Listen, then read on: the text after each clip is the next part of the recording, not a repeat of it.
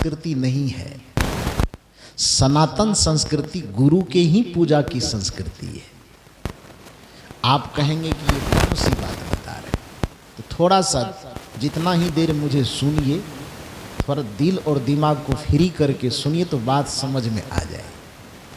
ये चश्मा लगा करके सुनिएगा कि ये सब कबीरपंथी लोग तो खाली विरोध ही करता है, तो फिर बात समझ में नहीं आएगी।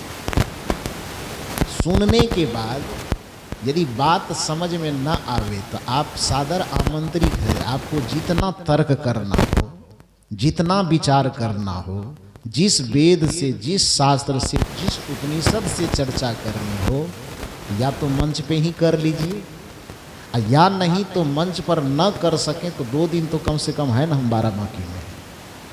आपके घर में, अगल में, बगल में जो पढ़ने वाले वेद शास्त्र उपनिषद जितना है वो लेकर के आ जाइए और थोड़ा तर्क कीजिए, थोड़ी बातचीत कीजिए। उस बातचीत में ऐसा नहीं हो, आपको जितना उटपटांग प्रश्न करने के लिए आता है, जितना आप गर्मी वाला प्रश्न कर सकते कीजिए, उसका जवाब हम ठंडा करके देंगे आपको। मूल बात यह समझिए कि सनातन संस्कृति किस धर्म ग्रंथ पर टिका हुआ है? वेद के आधार टिका है ना। अरे इस्लाम का मूल आधार ग्रंथ क्या? इस्लाम धर्म का संविधान कुरान है। ईसाई धर्म का संविधान बाइबिल है ना। सिख धर्म का संविधान गुरु ग्रंथ साहिब है। तो हिंदू धर्म का संविधान क्या है? बोलिए जरा, इधर से बोलो। गीता।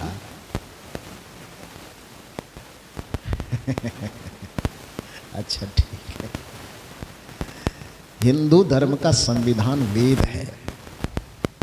गीता वगैरह, गीता रामायण ये सब तो बाद की सब चीजें। सनातन धर्म का आधार ग्रंथ है वेद। सनातन संस्कृति इसलिए पुरानी संस्कृति मानी जाती है कि आज तक पूरी दुनिया में लिखित रूप में जो साहित्य, केवल भारत की बात मत कीजिए, पूरी दुनिया में लिखित साहित्य जो आज उपलब्ध है, तो ऋग्वेद से पुराना साहित्य इस संसार भर में कहीं खोजा जाता है तो नहीं मिला जाता है। उस वेद की संख्या कितनी है? 4। पहले 3 ही था, बाद में 4 गिनाया। तो 4 वेद क्या है? ऋग्वेद, यजुर्वेद, सामवेद और अथर्ववेद। ये चारों वेद मिला करके मंत्रों की संख्या है 10,086। कितना मंत्र है? चारों वेद मिला करके जो वेदों के मंत्र हैं, उस मंत्र की संख्या गिन करके है 10,086। दिमाग में लिख सकते तो दिमाग में लिखिए, और नहीं तो कॉपी कलम लाएं तो उसको लिखिए। कॉपी कलम में नहीं लिख सकते तो जो बात हम बता रहे हैं अपने घर जाइएगा और मोबाइल निकाल करके गूगल से पूछिए। आजकल हमारे साहब कहते हैं कि देवता सब प्रकट होता है, तो हमारे नज़र में एक नया देवता प्रकट हुआ जिसको गूगल देवता कहते हैं। जो काम कोई देवता से न समाधान हो सके तो गूगल देवता निकालिए। उससे भी नया देवता निकल गया, चैट जीपीटी। उससे पूछिए, वो बता देगा। तो उस वेद के मंत्रों की संख्या है 10,086 के आसपास। जब वेदों में मंत्रों की संख्या इतनी ज्यादा हो गई कि लोग उसको पढ़ कैसे सकेंगे, सब घुला मिला है, कुछ इधर है, कुछ उधर है, कुछ उधर है, कुछ उधर है। तो बाद में जब ऋषि मुनि आए, थोड़ा प्रगतिशील सोच होने लगा, तो 1, 2, 4, 10 पीढ़ी के बाद ऋषियों ने सोचा कि वेद के मंत्र इतने घुले मिले हुए हैं कि आदमी पढ़ना मुश्किल हो जाएगा। तो क्या किया, उसको चारों वेद के मंत्र को खोज खोज करके 4 हिस्से में बांट दिया। समझ रहे हैं बात? पहले तो वेद की संख्या 4 हो गई, जिसके सभी मंत्रों की संख्या 10,086 हो गई। उसके बाद चारों तरफ जो बिखरे पड़े थे, मान लीजिए कि आपके पास में 10,000 रुपया दिए, 5 टकिया, 2 टकिया, 4 टकिया, 10 टकिया मिला के दिए, और उसको गिनती करना है, तो 10 रुपया सिक्का अलग कीजिएगा कि नहीं? पहले 2 रुपया वाला अलग कीजिएगा, 5 रुपये वाला अलग कीजिएगा, और एक कैटेगरी के सब रुपए को अलग अलग करके तब न गिनती कीजिएगा। तो उसी तरह से वेद साहित्य में जितने मंत्र घुले मिले थे, तो लोगों को आसान से वेद का ज्ञान पहुंचे, इसके लिए आगे के ऋषियों ने वेद के समस्त मंत्रों को 4 हिस्से में बांट दिया। वेद का पहला हिस्सा कहलाया संहिता भाग, दूसरा हिस्सा कहलाया ब्राह्मण भाग। ब्राह्मण जाति वाला ब्राह्मण नहीं, भाग का नाम है, पुस्तक के हिस्सा का नाम। तो पहला हिस्सा का नाम संहिता भाग, दूसरे हिस्सा का नाम ब्राह्मण भाग, तीसरे हिस्से का नाम आरण्यक भाग, और चौथे हिस्से का नाम उपनिषद भाग। बात समझ में आई? ये 4 हिस्से जब वेद के किए गए, वेद के मंत्रों का, तो संहिता भाग का मतलब होता है ऐसा मंत्र जिस मंत्रों के माध्यम से समाज और परिवार को चलाने का कानून हो, उसमें नियम हो, उसमें तो समाज, परिवार और व्यक्ति को चलने और चलाने का नियम जिस मंत्रों से जुड़ा हुआ हो, उस मंत्र को कहा गया संहिता भाग। ऐसा ऐसा जहाँ मंत्र मिले, बेटा को कैसे चलना चाहिए, पत्नी को कैसे चलना चाहिए, समाज को कैसे चलना चाहिए, परिवार को कैसे चलना चाहिए, तो ऐसे ऐसे मंत्र जितना मिला उसमें से सबको छांट करके एक जगह कर दिया, और उस हिस्से का नाम क्या रखा? संहिता भाग। बात समझ में आई? दूसरा हिस्सा रखा ब्राह्मण भाग।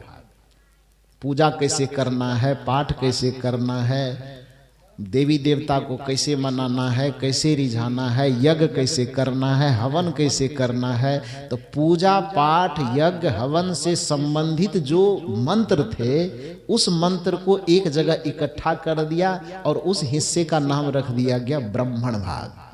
ठीक है। तीसरा हिस्सा अरण्यक भाग आता है, जिस अरण्यक भाग का मतलब यह होता है कि घर में रहते हुए हमें साधना, भक्ति, भजन करके साधु, ऋषि और मुनियों की दिनचर्या को अपने जीवन में उतारना है।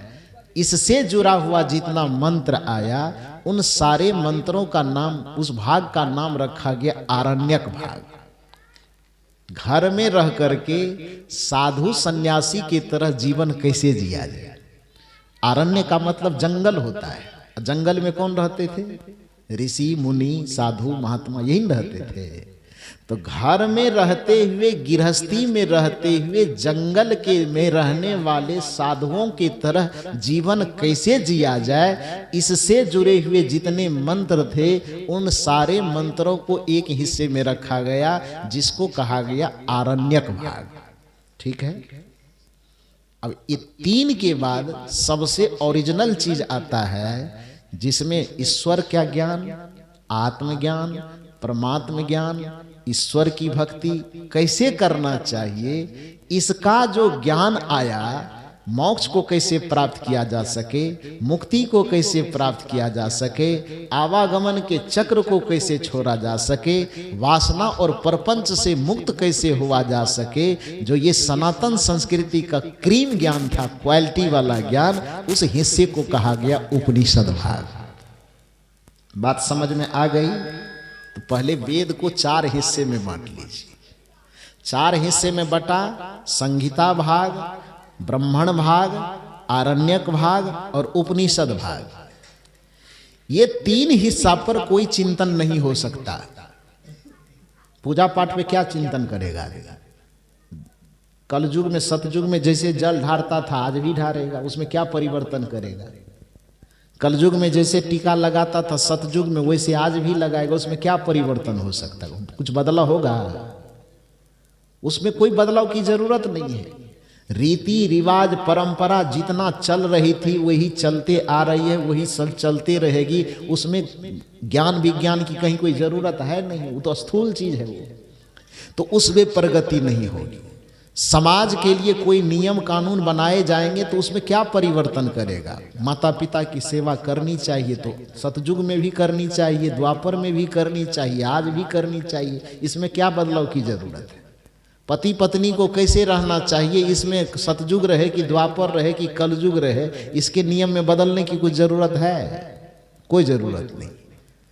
तो ये सामाजिक नियम में कोई बदलाव नहीं होगा, पूजा पाठ यज्ञ हवन के नियम में कोई बदलाव नहीं होगा, उसके बाद साधु सन्यासी को कैसे पाप करना चाहिए, कैसे पुण्य करना चाहिए, इसके नियम में कोई बदलाव नहीं होगा। ये 3 नियम जो बनाए गए वेद के, ये तीनों नियम को क्या किया गया? रूढ़ कर दिया गया। मैंने भैया इसको कॉपी पेस्ट मार दो, इसमें अलग से कभी कोई परिवर्तन होने की संभावना नहीं है।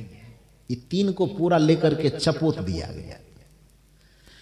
अब चिंतन की जो बात होगी, दर्शन की जो बात होगी, सनातन संस्कृति को विकसित करने की जो बात होगी, ये 3 भाग पर तब होगा नहीं काम। काम किस पर होगा? मेरी बात समझ रहे हैं? 3 हिस्से को रूढ़ बना करके बस एकदम कॉपी मार करके पेस्ट लगा करके एकदम पूरा थकिया करके रख दिया गया। अब जब हिंदू धर्म का विकास होगा, चिंतन होगा, दर्शन बनेगा, द्वैतवाद, अद्वैतवाद, विशिष्टाद्वैतवाद, द्वैताद्वैतवाद, सगुणवाद, निर्गुणवाद, ये सारे चीज जो फैलेगे डाढ़ पात, वो कहां से फैलेगा? बच गया चौथा, जिसको हमने क्या कहा? उपनिषद भाग। और उस उपनिषद भाग में विकास करने के कारण उपनिषद फैलते फैलते चिंतन करते करते करते करते उपनिषदों की संख्या 11 हो गई। कितनी हुई? 11। कठोपनिषद, केन उपनिषद, श्वेतासुतर उपनिषद, ईशोवास्योपनिषद, बृहदारण्यक उपनिषद, छंदोग्य उपनिषद, केन उपनिषद, इस तरह से उपनिषदों की संख्या कितनी हो गई? 11। क्यों हो गई? क्योंकि इस 3 भाग पर तो कोई विचार नहीं होगा, कोई विश्लेषण नहीं होगा, उसको चपोत करके रख दिया गया। विचार, तर्क, चिंतन जो भी होगा वो एक भाग पर होगा, जिसको उपनिषद भाग कहते हैं। अब उसको उपनिषद क्यों कहा गया? पहला सवाल ये कीजिए, ज्ञान के उस हिस्से को उपनिषद कहा क्यों गया? क्योंकि इधर वेद के 3 हिस्सों का ज्ञान आदमी पोथी पढ़ करके भी सीख सकता है, परंपराओं से देख करके भी सीख सकता है, समाज के किसी पढ़े लिखे लोगों से सुन करके भी सीख सकता है। लेकिन जो ब्रह्म ज्ञान की बात है, आत्मज्ञान की बात है, मोक्ष की बात है, कल्याण की बात है, ईश्वर और परमात्मा के अनुसंधान की बात है, वह बात बिना गुरु के समीप बैठे हो नहीं सकता है। इसलिए उस आत्मज्ञान के रहस्य को उपनिषद कहा गया। और उपनिषद का मतलब ही होता है उप मन समीप, और निषद मन बैठना। जो ज्ञान गुरु के समीप बैठ करके ही सीखा जा सकता है, जिस ज्ञान को हम गुरु के समीप बैठ करके ही अपने अंतःकरण में धारण कर सकते हैं, उसी ज्ञान को सनातन संस्कृति में उपनिषद का ज्ञान कहा गया, जो ज्ञान आप लोगों को दिया जा रहा है। कबीर साहब जब इस संसार में आए, तो अब आप बताइए कि कबीर साहब जब प्रचार करेंगे धर्म का, तो ये 3 हिस्सा से करेगा कि चौथा हिस्सा से? आप बताइए ना जरा सा।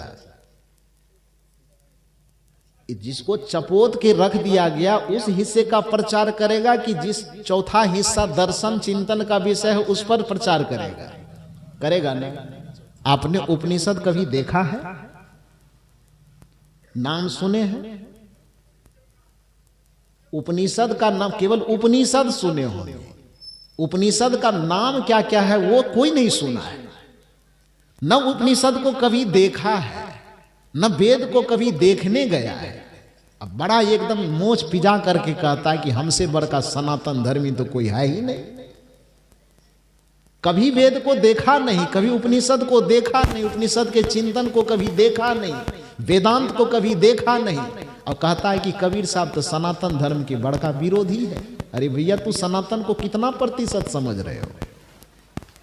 तुम हिंदू धर्म को समझ कितना प्रतिशत रहे हो?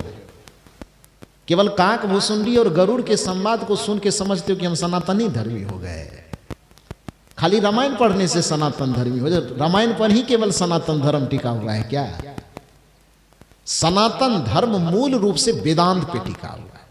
स्वामी विवेकानंद जब शिकागो की धरती पर गए, अमेरिका विश्व धर्म सम्मेलन में भाग लेने के लिए, अब पूरी दुनिया को हिंदू संस्कृति से अवगत करवाया, सनातन धर्म का झंडा जाकर के अमेरिका में फहराया, तो आप जानते हैं कि स्वामी विवेकानंद वहां जाके भागवत कथा बांच रहे थे। स्वामी विवेकानंद अमेरिका में जाके रामायण कथा बांच रहे थे कि भागवत कथा कि सत्यनारायण कथा? अमेरिका की धरती पर जाकर के सनातन संस्कृति का जो प्रचार किया गया वो रामायण के आधार पर नहीं किया गया, वो भागवत के आधार पर नहीं किया गया, बल्कि वो वेदांत के आधार पर किया गया। और वेदांत क्या है? उपनिषदों का निचोड़ वेदांत कहलाता है। संतों का जो ज्ञान है, खास करके कबीर साहब का जो ज्ञान है, उसी वेदांत का ज्ञान है। उस वेदांत के ज्ञान में जब भी आप आएंगे तो गुरु और शिष्य की परंपरा पहले आपको झलकेगी। मान लीजिए कि आप कठोपनिषद को उठाइएगा, तो कठोपनिषद क्या कह रहा है? कठोपनिषद कह रहा है कि नचिकेता और यम के बीच में संवाद हो रहा है। बृहदारण्यक उपनिषद उठाएंगे तो क्या करेंगे? उसमें मैत्रेयी और याज्ञवल्क्य के बीच में संवाद हो रहा है। छोड़ दीजिए और सारी बातें, रामचरितमानस ही उठाइएगा तो क्या कहिएगा? उसमें शिव और पार्वती का संवाद हो रहा है, काकभूषुंडी और गरुड़ का संवाद हो रहा है, याज्ञवल्क्य और भारद्वाज का संवाद हो रहा है, शबरी और श्री राम का संवाद हो रहा है। तो संवाद की प्रक्रिया जहां भी घटित होती है तो वो संवाद की प्रक्रिया गुरु और शिष्य के बीच में ही घटित होती है। गीता के बारे में हमारे अभी बता रहे थे महाशय, गीता क्या है? गुरु और शिष्य का ही संवाद है ना जी। कृष्ण जी गुरु के रूप में है और अर्जुन शिष्य के रूप में है। शिष्य उसे कहते हैं जो सीखने की प्रवृत्ति रखता है, और गुरु उसे कहते हैं जो आदमी के संशय का हरण करके उसके अंदर ज्ञान का बीजारोपण करता है, उसी को तो शिष्य कहा जाता है।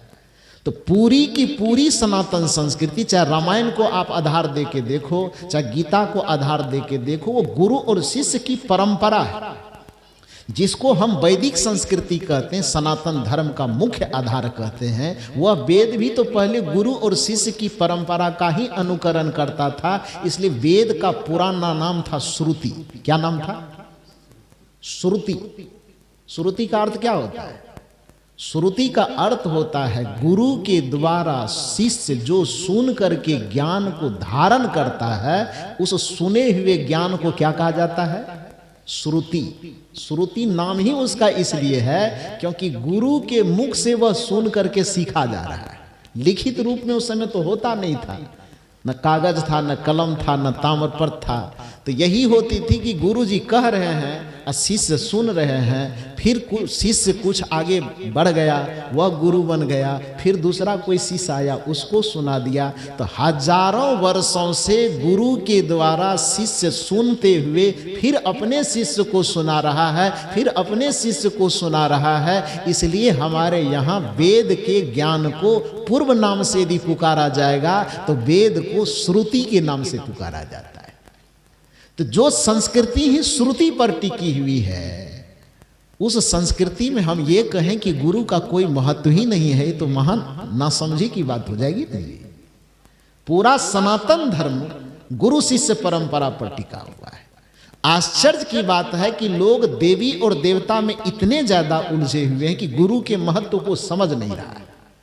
जबकि आपकी संस्कृति यह समझाती है कि मान लीजिए कि आप किसी मुसीबत में फंसते हैं, किसी संकट में फंसते हैं, फट से आपको 33 कोटि में या 33 करोड़ में कोई देवी देवता नजर आ जाता है पहले। लेकिन एक सवाल अपने आप से कीजिए कि आप मुसीबत में फंसते हैं तो देवी और देवता के पास जाते हैं। टीवी का सीरियल देखे हैं ना, किताब उताब नहीं पढ़े होंगे तो अलग बात है। टीवी के सीरियल में रामायण, गीता, महाभारत, कृष्ण लीला ये सब देखे हैं कभी कि नहीं देखे हैं? बचपन में तो देखे ही होंगे। तो आपके हमारे ऊपर संकट आ जाता है तो हम देवी देवता को खोजते हैं, और जिस देवी देवता के ऊपर संकट आता है तब वो किसको खोजते हैं? मेरे सवाल को समझ रहे हैं कि हमारे ऊपर कोई परेशानी आई तो हम खोजने गए देवी और देवता। अब देवी और देवता के ऊपर में परेशानी आई, तब वो किसको खोजने जाते हैं? नहीं मालूम है? वो अपने गुरु को खोजने जाते हैं। और देवताओं के गुरु का नाम क्या है? बोलिए। भारत में जन्म क्यों लिए हैं? यदि याद नहीं है तो खाली सत्यनारायण कथा करने से होगा? 33 कोटि देवता जो कहते हैं, वो देवताओं के गुरु का क्या नाम है? महर्षि बृहस्पति।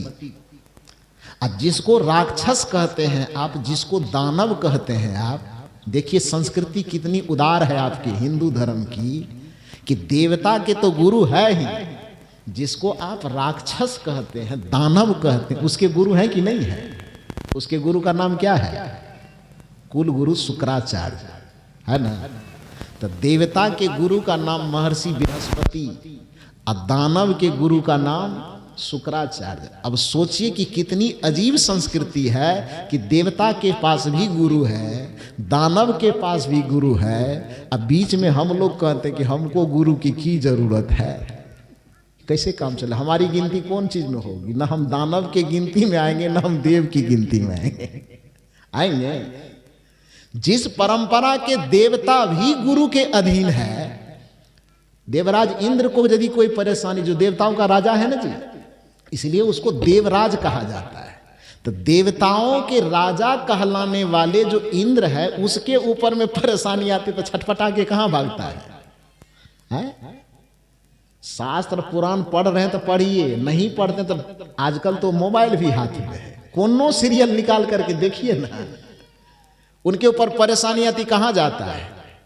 जब जीवन दुख से घिर जाए, कोई बात समझ में ना आवे, तब करके भरोसा सदगुरु पे, उनकी शरण में आ जाना।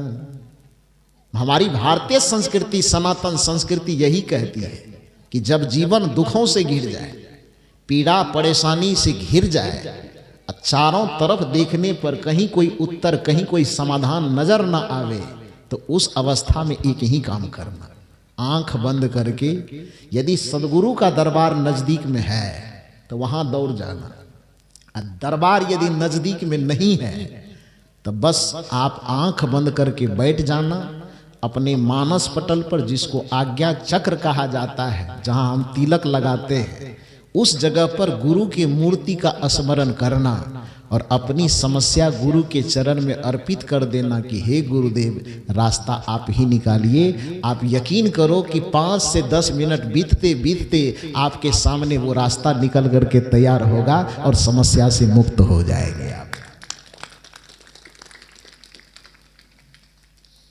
यदि आपको यकीन नहीं होता है, रामचरितमानस को आप जानते मानते हैं, मानना भी चाहिए, नजदीक में अयोध्या है तो क्यों नहीं माना जाएगा?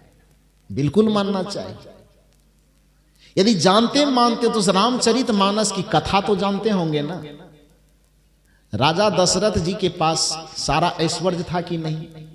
सब चीज था, धन दौलत पद प्रतिष्ठा हर चीज, लेकिन उनके जीवन में एक भयंकर दुख था। कौन सा दुख? कि सब चीज से परिपूर्ण रहने के बावजूद भी उसको चौथी अवस्था तक कोई संतान नहीं हुआ। ये दुख था कि नहीं था? ये कोई बनी बनाई कहानी तो नहीं है, ये तो सब जानते हैं। तो चौथी अवस्था तक उसे कोई संतान नहीं था।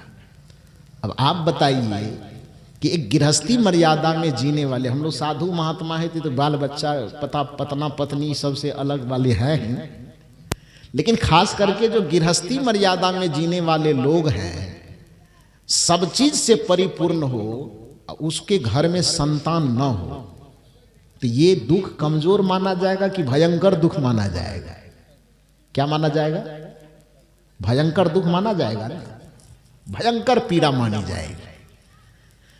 और ये पीड़ा राजा दशरथ जी को भी पीड़ित कर रही थी कि भाई हम चक्रवर्ती सम्राट हैं, इतने सेना, इतने सेनापति, इतना बड़ा राज, इतनी प्रतिष्ठा, पूरे जगह पर हमारी वाहवाही होती है, लेकिन घर जब आते हैं इस साम्राज्य को संभालने वाला कोई वारिस नजर नहीं आता है, तो इसको देख करके मन बड़ा मायूस हो जाता है। परिणाम क्या हुआ आपको क्या लगता होगा? राजा दशरथ जी को डॉक्टर को नहीं दिखाए होंगे, वैद्य और हकीम को दिखाया होगा कि नहीं दिखाया होगा? देवी देवता की पूजा किया होगा कि नहीं किया होगा? अरे एक साधारण आदमी कोनो चौखट जाने के लिए नहीं छोड़ता है, तो राजा दशरथ जी नहीं गए होंगे? गए होंगे कि नहीं? कोई पूजा, कोई पाठ, कोई यज्ञ, कोई हवन करने के लिए नहीं छोड़े होंगे वो। और जब सब चीज करके थक गए होंगे, कोई काम में नहीं हुआ होगा सफल, तब किसी ने, परिवार वाले ने, दोस्त मित्र ने सलाह दिया होगा कि ऐसा करो कि एक पत्नी से नहीं हो रहा है तो दूसरी शादी कर लो। सलाह दिए होंगे उनको। इतनी आसानी से राजा दशरथ जी दूसरी शादी नहीं किए होंगे, किए होंगे? जब सब चीज से परेशान हो गए होंगे और उसके मन की जो चाहत है, जो गृहस्थी मर्यादा का एक सबसे बड़ी संपदा माना जाता है, संतान की प्राप्ति, वो नहीं हुआ होगा। जब राजा दशरथ जी को लगा होगा कि अब सब चीज करके थक गए, पूजा पाठ, यज्ञ हवन, कथा कीर्तन, दवाई दारू, हेम्योपैथ से, आयुर्वेद से, अंग्रेजी से, जिससे भी हो, कहीं से अब काम नहीं चल रहा है, तब अंत में जब परिवार के द्वारा दबाव पड़ा होगा तो फिर दूसरी शादी करने के लिए राजी हुए होंगे कि नहीं? इतना तो अनुमान लगा ही सकते हैं। दूसरी पत्नी से भी बच्चे हो गए, नहीं हो पाए। फिर देखते देखते कितना दिमाग आजीज हो गया होगा, लोगों का ताना सुनते सुनते, लोगों की बात सुनते सुनते, अंत में क्या हुआ? तीसरी शादी भी करनी पड़ी ना। 3 शादी होने के बावजूद भी संतान हो गया। थोड़ा जोर से बोलिए, उधर वाली बोलो, वृंदावन बिहारी लाल की। हाँ, तब बोल ही नहीं रही है। तो संतान हो गई कि नहीं हुई? नहीं न हुई। तीसरी शादी करने के बावजूद भी जब संतान नहीं हुआ, राजा दशरथ हार गए। सब तीर्थ व्रत, पूजा पाठ वगैरह वगैरह से मन का भरोसा टूट गया ना। टूट जाने के बाद वो कौन है? ध्यान दीजिए, जिसको आप भगवान कहते हैं, मानते हैं, उस भगवान के वो पिता है ना। जब वो थक गए सब चीज से, तो थक जाने के बाद अंत में एक दिन वह गुरु वशिष्ठ के चरण में जाकर के गिर जाते हैं। विचारक कहते हैं, चला है आज राजा जोगिया को मनाने। आज पहली बार मंदिर की तरफ से मुख फोड़ करके एक योगी के शरण में जा रहा है, एक संत के शरण में जा रहा है। ध्यान दीजिए मेरी बात को। चला है आज राजा जोगिया को मनाने, योगिया को मनाने, गुरुदेव को रिझाने। चला है आज राजा जोगिया को मनाने। आज पहली बार गुरु आश्रम की तरफ राजा दशरथ जी का मुख हुआ। गुरु वशिष्ठ के दरवाजे पर जाते हैं और राजा दशरथ जी उनके चरणों में गिर जाते हैं। जब चरण में गिर गए राजा दशरथ जी, पहली बार विश्वामित्र ने देखा कि वशिष्ठ जी ने देखा कि आज राजा दशरथ एक शिष्य के तरह चरणों में लेटा हुआ है। वशिष्ठ जी गर्दन पर हाथ रख करके उठाते हैं और राजा दशरथ से पूछते हैं, क्या परेशानी है? राजा दशरथ ने कहा कि 3 ठो शादी कर लिए, अभी भी दुख पूछने के लिए बाकी है, चौथा करवाने का विचार है क्या? है? अभी भी पूछ रहे हैं क्या तकलीफ है? चारों तरफ से जब हार गया, कहीं से कोई सहारा नजर नहीं आया, तब गुरु के दरबार की तरफ नजर गई। दरबार में सच्चे सदगुरु के दुख दर्द मिटाए जाते हैं। दुनिया के सताए लोग यहाँ सीने से लगाए जाते हैं। जो पूरी दुनिया से ठुकरा दिए गए लोग होते हैं, जब वो गुरु के पास जाते हैं तो सीने से लगा लिए जाते हैं। राजा दशरथ जैसे ही गुरु वशिष्ठ के चरण में गिरे, वशिष्ठ जी कांधे पर हाथ दे करके उठाते हैं और पूछते हैं, राजन इस तरह से क्यों लेटे हैं? महाराज दशरथ ने कहा, गुरुदेव मेरी तकलीफ ऐसी है जिससे आप भी अवगत हैं, बताने की आवश्यकता नहीं। वशिष्ठ जी ने कहा कि आपके तकलीफ से अवगत तो हैं, लेकिन इंतजार इसी दिन का था, बड़ी लेट कर दिए। काश यदि तुम पहले इस दरवाजे पर अपना सर झुकाने आते तो पूरी दुनिया तुम्हें सर झुकाने की नौबत नहीं आती। दुर्भाग्य है कि आदमी के मन का विश्वास इतना कमजोर है, संत के प्रति, गुरु के प्रति उसके मन में इतना अविश्वास भरा हुआ है, उसको लगता है कि मंदिर के चौखट पे सर झुकाना ठीक है, गुरु के चरण में सर झुकाने की क्या जरूरत है। वशिष्ठ जी ने कहा कि राजन, जो भूल दुनिया करती है वो भूल आपने भी किया कि पहले पूरी दुनिया चक्कर मार लिया और पूरी दुनिया से थक जाने के बाद जब कहीं कुछ नजर नहीं आया तब अंतिम में तुम गुरुदेव के दरवाजे पर आए हो। काश यदि पहले ही गुरुदेव के दरवाजे पे आके सर झुका देते तो पूरी दुनिया के किसी के सामने सर झुकाने की नौबत नहीं आती, लेकिन तूने ये काम किया नहीं। क्योंकि नीति यही कहती है कि जिस व्यक्ति का सर हमेशा माता पिता और गुरु के चरणों में झुकता है, दुनिया में उसे शर्म से कहीं सर झुकाने की नौबत नहीं आती। पिताजी के इसी गलती से प्रेरणा लेकर के पिताजी ने समझाया होगा बचपन में राम जी को कि बेटा हम गलती कर लिए तो बड़ा चक्कर में फंसे, तुम ये गलती मत करना। इसलिए राम जी जब बचपन से शुरुआत करते थे सुबह की, तो किससे शुरुआत करते थे? प्रातः काल उठी के रघुनाथा। आगे आप बता दीजिए। हाँ, यही तो कबीर साहब बता रहे हैं और आप कहते हैं कि तो सनातन धर्म के विरोधी है। अब राम का जो आचरण है वो हम करें तो सनातन विरोधी कैसे हो गए? श्री राम जी ने कहा कि प्रातः काल उठी के रघुनाथा। कौन कौन मंदिर में नवा वही माता? दुर्गा माई के कि काली माई, संतोषी, कहां कहां बताइए आप ही। राम जी ने क्या रास्ता दिखाया? अब राम जी जो रास्ता दिखाए उस रास्ता पर हम चले तो हम सनातन के विरोधी हो गए।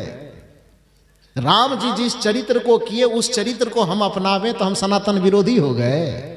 श्री राम जी ने हमें सिखाया, आप भटकते हैं सनातन के पथ से, आप भटके हुए हैं कि आप इधर झांकते हैं, उधर झांकते हैं, उधर झांकते हैं। हमको राम जी ने जो आदर्श दिखाया है हम उस पर चलते हैं। इसलिए कबीरपंथी को सनातन का विरोधी नहीं कहना चाहिए, बल्कि सनातन का सबसे बड़ा झंडावदार कहना चाहिए। श्री राम जी ने जो आदर्श दिखाया कि प्रातः काल उठी के रघुनाथा, ध्यान दीजिए, मात पिता गुरु नावहि माथा। इस सनातन में तो तीने देवता बताया, वेद 4 बताया, मातृदेवो भव, पितृदेवो भव, आचार्य देवो भव, और चौथा में एक्स्ट्रा में रख लिया अतिथि देवो भव। लेकिन मुख्य रूप से ये 3 देवता की ही गिनती की गई, मातृदेवो भव, पितृदेवो भव, आचार्य माने गुरुदेव। आचार्य गुरु को कहा जाता है, तो गुरुदेवो भव। यही राम जी का दर्शन है कि माता पिता गुरु नावहि माथा, माता पिता और गुरु के चरण में शीश झुकाना चाहिए। यही आपको कबीर साहब ने, और कबीर साहब के मंच पर बैठने वाले चाहे जहाँ के संत हों वो आपको यही बताते हैं कि यदि तूने माता पिता की सेवा कर ली और गुरु के चरण की वंदना कर ली तो तुम्हारा भक्ति पूरा हो गया। तो फिर ये सनातन का विरोधी कैसे हुआ? बताइए किस आधार पर, कैसे कहते हैं कि ये पूजा पाठ को नहीं मानता? तो मूल रूप से मैं आपसे ये कहना चाह रहा हूं कि राजा दशरथ जी कहे, बेटा राम, मैं मुझसे बड़ी भूल हो गई, गुरु के चरण में बाद में गए, पहले हम दुनिया चक्कर लाए, तुम ये गलती मत कर। इसलिए सुबह सुबह उठो और सबसे पहला काम क्या करो? माता पिता और गुरु के चरण में जाकर के शीश झुकाओ। तो राजा दशरथ जब वशिष्ठ जी के चरण में जाके लेटे हैं, वशिष्ठ जी ने कहा कि यदि ये काम कर लिए होते तो दूसरे जगह जाने की नौबत नहीं आती। राजा दशरथ के आंख से आंसू झर रहे हैं। वशिष्ठ जी ने कहा, रो मत। गुरु के चरण में झुकने वाला आदमी रोता नहीं है।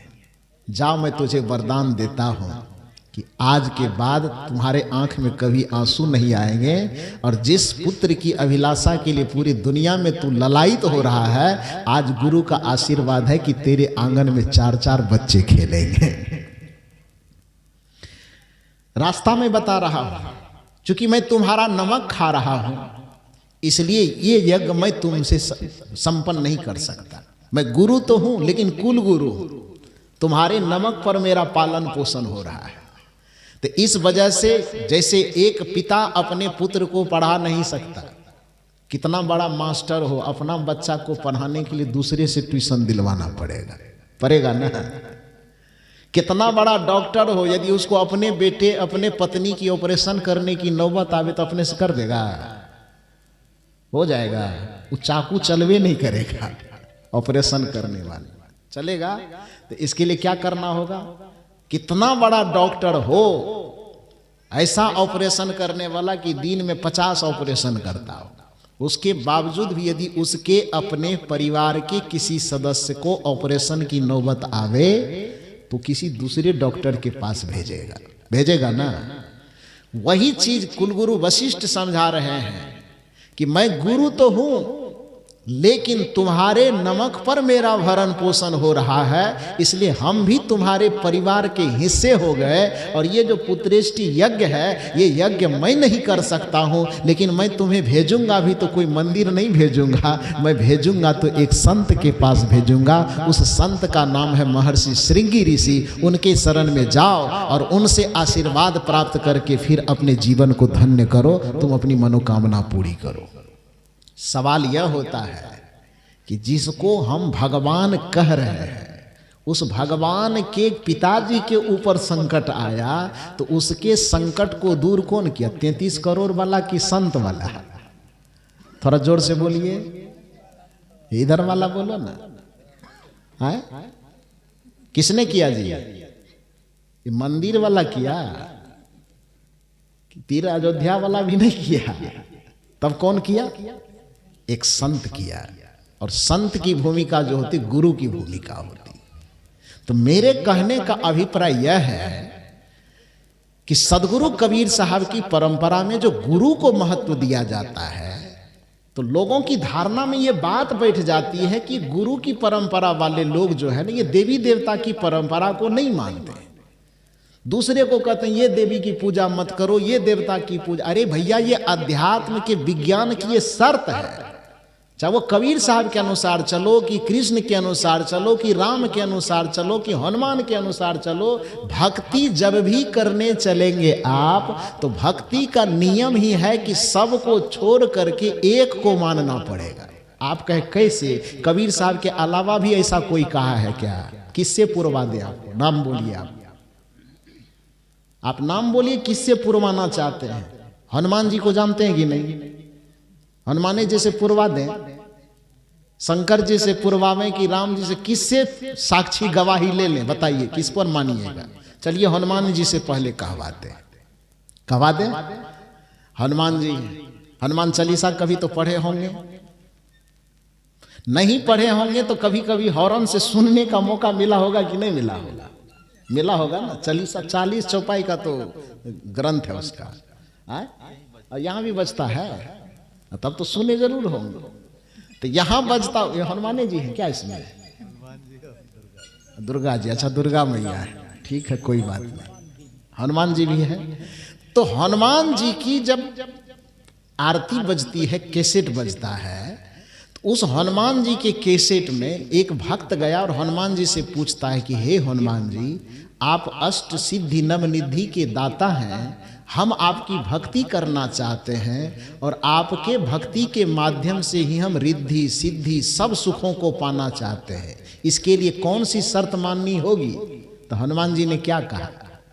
हनुमान जी ने कहा कि मेरा भक्त बन करके यदि अष्ट सिद्धि और नवनिधि को पाना चाहते हो तो भक्ति तो बाद में करना, लेकिन मेरी भक्ति की पहली शर्त सुन लो। और वह शर्त क्या है? और देवता चीतन धरई, हनुमत से सर्व सुख लहई। ये हनुमान चालीसा की पंक्ति है कि नहीं है, पहले ये बताइए। है ये हम लिखे हैं अनुभव साहब लिखे हैं, ये हनुमान चालीसा में लिखा गया है। ये कोई बहुत बड़ा ग्रंथ नहीं है कि इसको पलटने में आपको 50 दिन लग जाएगा। ये 4 मिनट में 2 मिनट में पूरा पन्ना पलट लीजिएगा, पढ़ लीजिएगा। तो ये साखी, ये दोहात, ये चौपाई सुने होंगे आप।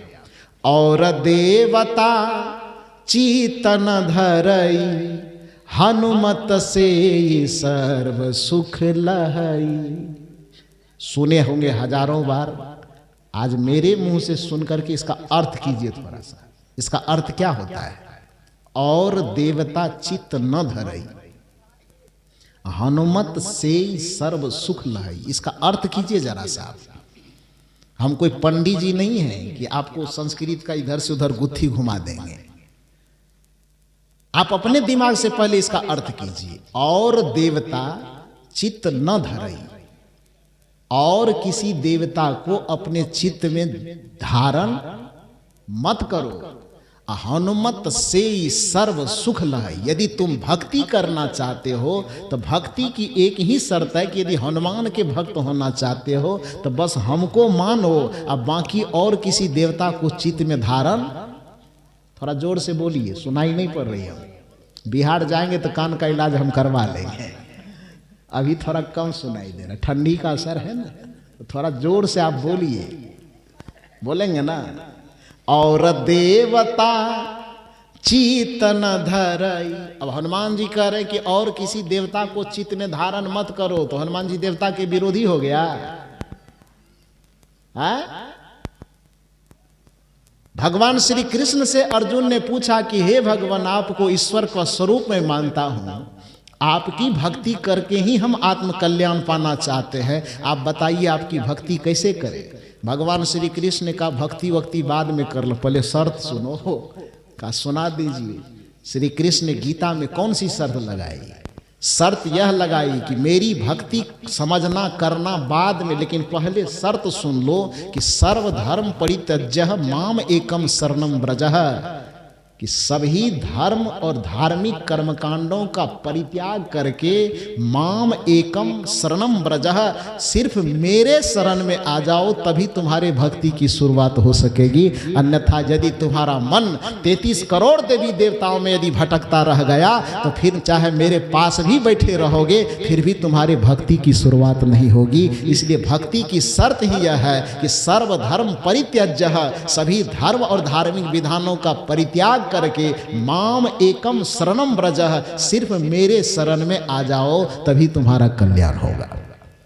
तो जब यहां कृष्ण जी कह रहे कि सर्वधर्म परित्यज्य, धर्म और धर्म के नाम पर फैले समस्त कर्मकांडों का पहले परित्याग करो, अब माम एकम शरणम व्रजः, सबसे पहले मेरे शरण में आ जाओ, तो अब क्या कहेंगे? कृष्ण जी को सनातन का विरोधी है? कबीर साहब यही तो सिखा रहे हैं कि एक साधे सब सधे, सब साधे सब जाए, माली सींचे मूलते फूले फले अघाए। आप ये बात सुन करके कहते कबीरपंथी तो कुछ मानवे नहीं करे। भाषा बूझ रहे कि नहीं बूझ रहे हैं? बिहार वाला है तो यूपी तो सटा हुआ है, तो कैसे नहीं बूझिएगा? जब कबीर साहब ये कह रहे हैं कि एक को साधो तभी सब सधेगा, दुर्भाग्य यहां पर यह है कि हम सबको पकड़ने के चक्कर में एक को भी नहीं पकड़ पाते। और जो आदमी वृक्ष के, आप कल्पना कीजिए कि एक इमली का वृक्ष है, उस इमली के वृक्ष में लाखों पत्ते हैं, फूल हैं, फल है। अब किसी आदमी को यदि इमली के पेड़ को सींचना होगा तो क्या करें? एक एक पत्ता में जाके पानी छींटें? बताइए आप। एक एक फूल में जाकर के गुलाब जल छिड़कें? एक एक डाल में, एक एक तना में? कि कौन आदमी समझदार कहेगा? वो देखने वाला कहेगा इसके दिमाग का स्क्रू ढीला हो गया, रांची ले चलो भर्ती करवाने की। कहेगा कि नहीं कहेगा? वृक्ष को हमें हरा रखना है, फूल को हमें हरा रखना है, पत्ता को हमें हरा रखना है, तो समझदारी यह नहीं कहती है कि प्रत्येक पत्ते में जाके पानी छींटो। समझदारी यह कभी नहीं कहती है कि डाल डाल में जाकर के पानी छींटो। समझदारी यह कभी नहीं कहती है कि वृक्ष के एक एक फूल में जाकर के पानी डालो। समझदारी यह कहती है कि पूरे वृक्ष को हरा भरा रखना हो तो डाल को भूल जाओ, पत्ते को भूल जाओ, तना को भूल जाओ और सबको भूल करके एक जड़ में पानी डालना शुरू करो। लाखों पत्तों में अपने आप पानी पहुंच जाएगा, सब में पानी डालने की आवश्यकता नहीं है। समझदारी यही कहता है। यही बात सदगुरु कबीर सिखाना चाहते हैं आपको। ये भक्ति छोड़ने कहाँ कहते हैं आपको, देवी एवं देवता को छोड़ने कहाँ कहते हैं आपको। ये कहते हैं कि भक्ति की शर्त यही है कि एक को आस्था विश्वास के साथ उस पर दृढ़ आस्था रखते हुए बाकी सबका आदर करो, सम्मान करो। जैसे एक स्त्री का विवाह होकर के जब ससुराल में जाता है तो उसका समर्पण केवल एक पति में होता है। आस्था वो अपने देवर से भी रख सकती है, आस्था अपने बड़े भाई, जिसको यहाँ की भाषा में क्या कहते हैं, ज्येष्ठ के प्रति भी रख सकते हैं, अपने ससुर के प्रति भी रख सकते हैं। परिवार में यदि 50 सदस्य है, 50 सदस्य के प्रति आदर सम्मान सेवा का भाव रखेगी, लेकिन समर्पण की बात जब आएगी तो समर्पण एक पति में करेगी। जैसे एक स्त्री के लिए सबके प्रति समर्पण और बाकी सभी परिवार के सदस्यों के प्रति आदर और सम्मान का भाव रखना आवश्यक है, उसी तरह से भक्ति की ये शर्त है कि 33 करोड़ में जो कोई एक इष्ट आपको पसंद आ जाए, उस एक इष्ट के प्रति पूर्ण समर्पण करिए और बाकी सबके प्रति आस्था का भाव रखिए। तभी भक्ति की शुरुआत हो सकेगी, तभी भक्ति आपका सफल हो सकेगा। यही बात कबीर साहब बताना चाहते हैं कि हम गुरु मार्गी हैं। हमारा कर्तव्य है कि हम सबसे पहले गुरु की वंदना करें, गुरु की पूजा करें, गुरु की सेवा करें, गुरु की आराधना करें। और यही सनातन संस्कृति बताता है। मैंने कहा है आपको कि आपके ऊपर कोई परेशानी आएगी तो देवी देवता को खोजते हैं, लेकिन देवी देवता के ऊपर कोई परेशानी आती है तो वो किन को खोजते हैं, वो गुरु को खोजते हैं।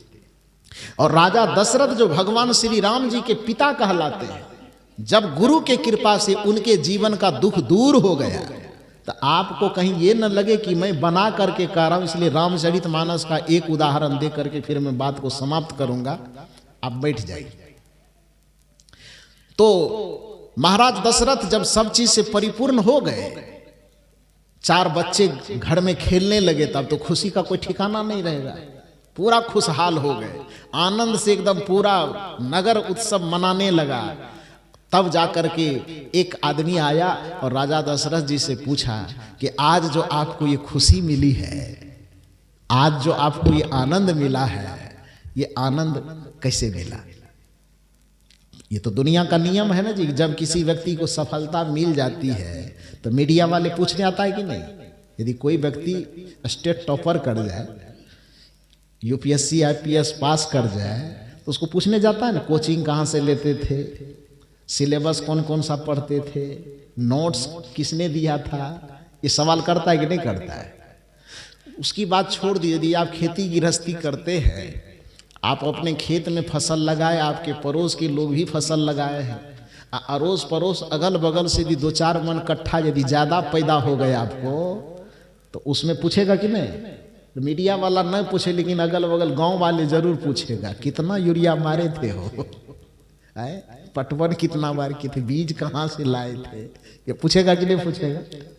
मतलब यह है कि जब आपका जीवन सफलता के मुकाम को छूता है तो आपके उस सफलता के रहस्य को जानने के लिए लोग उत्सुक होते, पूछते हैं आपसे, सवाल करते हैं। तो जो राजा पुत्र की प्राप्ति के लिए 3-3 शादी कर लिए और चौथी अवस्था में पुत्र हो गया, तो पहले से सब चीज से तो संपन्न था ही, एक कमी जो थी वो कमी पूरा हो गया, तो अब लोग जाएगा ना पूछने के लिए। उस समय का जो मीडिया वाला होगा, अभी तक वाला तो नहीं होगा, लेकिन उस समय का जो मीडिया वाला होगा वो पूछने गया होगा कि महाराज आपके परिवार में जो इतनी खुशी आई, इतना उमंग आया, इतना उत्सव मना रहे हैं सब, आकाश पाताल धरती वाले सब, आप बताइए कि ये खुशी जो आपको मिली वो कौन पूजा करने से। क्योंकि आदमी के दिमाग में तो यही धारणा जाता है कि कोई न कोई जग पूजा जप मंत्र कुछ जरूर किया होगा, तब जाके ये सफल हुआ है। होता है ना। तो महाराज दशरथ से डायरेक्ट पूछा गया कि आपके घर में, आपके परिवार में जो पूरी संपन्नता, पूरी प्रतिष्ठा, पूरा आनंद, पूरा मंगल, पूरा उत्सव का जो अवसर आया है, ये बुढ़ारी अवस्था में, चौथी अवस्था में, ये 4-4 बच्चे भगवान के रूप में आपके आंगन में खेल रहे हैं, आप बताइए कि यह किनके कृपा से हुआ। महाराज दशरथ बड़े ईमानदार थे, वो चाहते तो कह देते कि पंडित जी की कृपा से हुआ है। वो चाहते तो कह देते कि फलाना यज्ञ किए ना तो उस यज्ञ के कारण हुआ है। चाहते तो वो कह देते। खीर खिलाने वाला भी कहानी हम ही लोग कहते हैं, नहीं कहा राजा दशरथ जी ने। हाँ, महाराज दशरथ से पूछा तो महाराज दशरथ ने कहा कि तुम्हारे नजर में क्या धारणा है, कोई यज्ञ करने से मिला है, कोई देवी देवता का पूजा पाठ करने से मिला? नहीं जी। तब सुनिए, और यदि यकीन न हो तो रामचरितमानस आपके पास है कि नहीं है? ना, घर में सुबह सुबह मेरे पास लेके आइएगा, मेरे पास लेके आइएगा। जो पंक्ति में कह रहा हूं वो दिखाऊंगा आपको। वो क्या है वो पंक्ति? महाराज दशरथ कहते हैं कि हमारे यहाँ जितने भी खुशी की बात आई है, पद प्रतिष्ठा धन दौलत साम्राज्य जो कुछ भी आया है, और आज हमारे घर में 4-4 पुत्र भगवान के रूप में जो हमारे आंगन में खेल रहे हैं, ये दुनिया के किसी देवी देवता के पूजा के प्रताप से नहीं, बल्कि जिस कारण से मिला वो कारण बताते हुए महाराज दशरथ कहते हैं, जे गुरु चारण रेणु सिर धरही, तेजन सकल विभव बस करही। ये कौन कह रहे हैं भाई? ये भगवान के पिताजी कह रहे हैं। बात समझ में आ रही है? भगवान के पिताजी समझते हैं कि नहीं समझते हैं? पिताजी, तो पिताजी को इधर क्या बोलते हैं? हमारा बिहार की भाषा में बाप बोला जाता है, यहाँ पिताजी पापा। हाँ ठीक है, तो राम जी के पापा जी ही कह लीजिए। बिहार में रहते तो राम जी के बाप कहते हैं, और क्या होगा? तो पापा कहिए, पिताजी कहिए, बाप कहिए, मतलब भाषा का केवल अंतर है, मतलब तो वही है।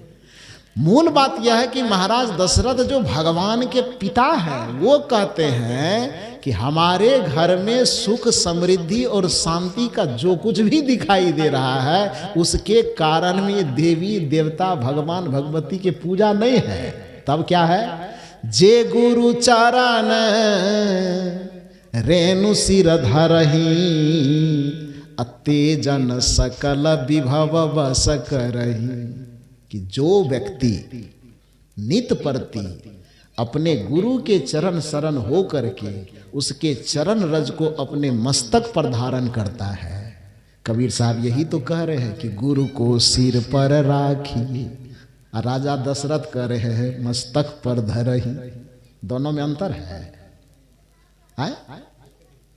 जे गुरु चरण रेणु सिर धरही, तेजन सकल विभव वश करही। राजा दशरथ गारंटी दे रहे। कौन है वो? भगवान के पापा है ना, वो गारंटी दे रहे हैं। यहां कबीर साहब गारंटी दे रहे हैं कि गुरु को सिर पर राखिए, चलिए आज्ञा माही। गारंटी पेपर ये ले लो कि कहीं कबीरता दास को 3 लोक डर ना, ये भी गारंटी पेपर है। यहाँ कबीर साहब का गारंटी पेपर गुरु के नाम से, और वहाँ राजा दशरथ का गारंटी पेपर किसके नाम से? गुरु के नाम से। दोनों का गारंटी पेपर एक जैसा है। जे गुरु चारण रेणु सिर धरही, तेजन सकल विभव बस करही। जो नित्य प्रति गुरु के चरण के रज को अपने मस्तक पर धारण करता है, विनम्रता से गुरु के चरण में शीश झुकाता है, वह आदमी दुनिया का ऐसा सौभाग्यशाली आदमी है कि वो भौतिक आध्यात्मिक सभी संपदाओं को अपनी मुट्ठी में कर लेता है। यही तो मनुष्य की चाहत है। इसलिए सनातन संस्कृति कहती है कि और किसी की पूजा करना न करना बाद में देखा जाएगा, लेकिन अपने जीवन में गुरु को धारण करना और गुरु के चरण की सेवा करना, ये सनातन संस्कृति का हिस्सा है। यदि इससे भी आपको यकीन नहीं होता है तो हनुमान जी से और थोड़ा बढ़िया से पूछिए कि गुरु की जरूरत है कि देवी देवता की।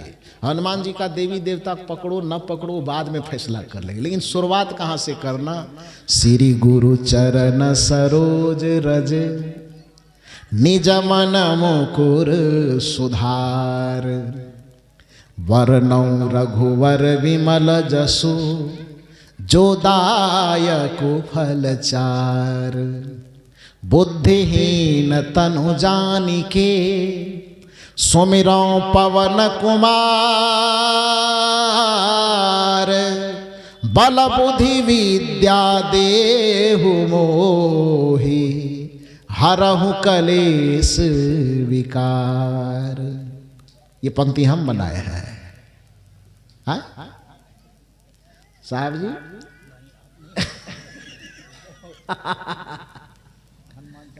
इस साहब जी भी नहीं बनाए, मैं भी नहीं बनाया हूं। अब हरियाणा वाले से पूछना पड़ेगा उन्होंने भी नहीं बनाए। आप लोग बनाए हैं? कोई नहीं बनाए। ये किसकी पंक्ति है? गोस्वामी तुलसीदास जी के द्वारा लिखी गई हनुमान जी के लिए। हनुमान जी कहते हैं कि मेरे शरण में आए हो, मेरे पास लड्डू चढ़ाने से कोई काम बनेगा नहीं। ये तो बड़ा गड़बड़ कर दिया है, रूट से थोड़ा भटक गया है। मेरे मंदिर में आकर के खड़ा होने से पहले तुमको जाना कहाँ चाहिए? पहले ये ब्रजेश बाबू जो सत्संग करवाया है, पहले सत्संग पंडाल में जाओ, अनुभव साहब से मिलो, कंठी माला दीक्षा लो, इससे युक्ति भेद जानो, तब मंदिर में प्रवेश करना। ये हनुमान जी ने कह रहा कि हम कह रहे हैं, ये हनुमान जी कह रहे हैं। श्री गुरु चरण सरोज रज, शुरुआती कहां से? मंदिर से कि गुरुदेव के चरण से? थोड़ा जोर से बोलिए ना, गुरुदेव के चरण से। श्री गुरु चरण सरोज रज निज मन मुकुर सुधार। पहला अध्याय तो आप पूरा कर लीजिए। पहला अध्याय यही है कि श्री गुरुदेव के चरण कमल में अपने मन को समर्पित करो, क्योंकि आपके मन के मुकुर का सुधार भगवान नहीं करेगा, आपके मन के मुकुर का सुधार गुरुदेव ही करेंगे। इसलिए सुबह दिन के सत्र में मैंने कहा था कि गुरु को ही सच्चा हरि कहा गया, क्योंकि जैसे सूर्य के उदय हो जाने से आसमान में सूर्य निकलता है तो पूरे संसार का अंधेरा का हरण हो जाता है, उसी तरह से हमारे जीवन में यदि गुरु का आगमन होता है, उसी क्षण से हमारे जीवन के दुखों का अंधकार छंटने लगता है और जीवन धन्य धन्य होने लगता है। हमारे जीवन के पापों का अंधकार खत्म होने लगता है, हमारे जीवन के दुखों का अंधकार खत्म होने लगता है, हमारे जीवन के अज्ञानता का अंधकार खत्म होने लगता है। इसलिए गुरु को हरि कहा जाता है। बंदो गुरु पद कंज कृपा सिंधु नर रूप हरि, महामोहतम पुंज जासु वचन रवि कर निकर। जो रवि का काम है, जो सूर्य का काम है, वही काम गुरु का काम है। सूर्य का काम है संसार के अंधकार का हरण करना, और गुरु का काम है आपके अंतःकरण के अविद्या के अंधकार का हरण करना, अज्ञान के अंधकार का हरण करना। इसलिए गुरु की तुलना सूर्य से की गई कि बंदो गुरुपद कंज कृपा सिंधु नर रूप हरि, महामोहतम पुंज। कैसे? तो जासु वचन रवि, रवि मना सूर्य, रवि कर निकर। जैसे रवि के किरण निकलने से, कर मन किरण प्रकाश, जैसे रवि का कर निकलने से, रवि का किरण निकलने से, रवि का प्रकाश निकलने से अंधकार का हरण हो जाता है, उसी तरह से हमारे जीवन में गुरु की चेतना का प्रवाह होने से, गुरु ज्ञान का प्रवाह होने से हमारे अंतःकरण के मोह रूपी अंधकार का, अज्ञान रूपी अंधकार का हरण हो जाता है। इसलिए हमें गुरु की वंदना पहले करनी चाहिए। हनुमान जी कहते हैं कि मेरे मंदिर में बाद में आना, लड्डू हम बाद में खा लेंगे, पहले उधर जाओ अनुभव साहब के पास। श्री गुरु चरण सरोज रज। प्रश्न हुआ क्यों जाए? फायदा क्या है? निज मन मुकुर सुधार। पहले तुम्हें अपने मन को सुधारना पड़ेगा, और मन सुधारने की ठेकेदारी भगवान के पास नहीं है। अरे रावण का मन बिगड़ गया तो भगवान सुधार दिए रावण के मन को? हाँ? कि रावण के नक्शे बिगाड़ दिया। क्या किया? रावण का मन बिगड़ गया, बुद्धि बिगड़ गई, तो श्री राम जी के सामने आने पर श्री राम जी ने रावण के बुद्धि का सुधार कर दिया कि रावण के पूरे खानदान का संहार कर दिया। क्या किया? यदि हिंदी का साहित्य पढ़े हैं तो सुधार और संहार का अंतर समझते हैं ना। सुधार का मतलब तो गड़बड़ चीज को ठीक कर देना, और संहार का मतलब होता है जो चीज गड़बड़ा है उसको थकूच करके नक्शे बिगाड़ देना, खत्म कर देना। संहार का यही मतलब होता है। तो श्री राम जी के सामने में रावण आ गया, बेचारा बुद्धि का बिगड़ा हुआ आदमी। आया कि नहीं आया? तो बुद्धि विचार संस्कार रावण का बिगड़ा, वो राम जी के सामने आए तो राम जी ने उसका सुधार किया कि संहार किया? बोलिए थोड़ा।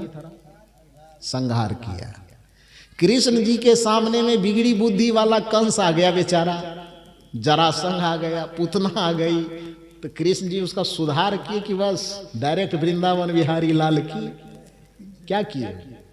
सुधार किए कि संहार? संहार के सुधार नहीं कर सके, क्योंकि सुधार की ठेकेदारी उनके पास नहीं, सुधार की ठेकेदारी हमारे साहब जी के पास है ना। संत और भगवंत का अवतरण इस धरती पर होता है दो कारणों से। भगवंत का अवतरण होता है जब पाप बढ़ जाए तो पापियों के संहार के लिए, और संत का अवतरण होता है जब पाप बढ़ जाए तो पापियों के सुधार के लिए। और जो व्यक्ति आपका संहार ही कर देगा तो वो आपका उद्धार कैसे करेगा जी? उद्धार कौन करता है? संहार करने वाला। ये उद्धार करता है सुधार करने वाला। जो सुधार करे वही हमारा उद्धार कर सकता है। जो संहार ही कर दिया तो फिर उद्धार क्या करेगा? डफली बजाएगा, उद्धार कैसे होगा? यही कारण है कि भगवान बुद्ध यदि गुरु के रूप में है तो भगवान बुद्ध के शरण में बिगड़ी बुद्धि वाला उंगलीमाल पहुंच गया। अब आप बताइए कि भगवान बुद्ध ने उंगलीमाल का संहार किया कि सुधार किया? इधर वाले बोलो, बड़ा गप कर रहे हो आप लोग। प्रवचन नहीं सुनना है? नहीं सुनना है तो हम अकेले बोलते रहे और आप उधर गप करते रहो, तो हमको बुखार चढ़ा है बोलने के लिए? बताओ। ये कम से कम कह दो कि प्रवचन सुनने में ठीक नहीं लगता, बंद कीजिए, तो हम तुरंत बंद कर देंगे। मैं निवेदन करता हूं कि भगवान बुद्ध के शरण में एक बिगड़ा हुआ बुद्धि वाला आदमी जो लोगों का गला काट रहा है, लोगों की हत्या कर रहा है, लोगों का खून बहा रहा है, बुद्धि बिगड़ गई तब ना। वो बिगड़ी हुई बुद्धि वाला आदमी भगवान बुद्ध जो संत के रूप में है, जो गुरु के रूप में है, उस गुरु रूप भगवान बुद्ध के सामने में वो बिगड़ी बुद्धि वाला, बिगड़ा संस्कार वाला व्यक्ति पहुंच गया। बुद्ध ने उसका संहार किया कि सुधार किया? संहार किया, सुधार किया। रत्नाकर जिसको कहते, जिसने राम कथा लिखी वाल्मीकि जी ने, उसका पूर्व नाम क्या था? रत्नाकर।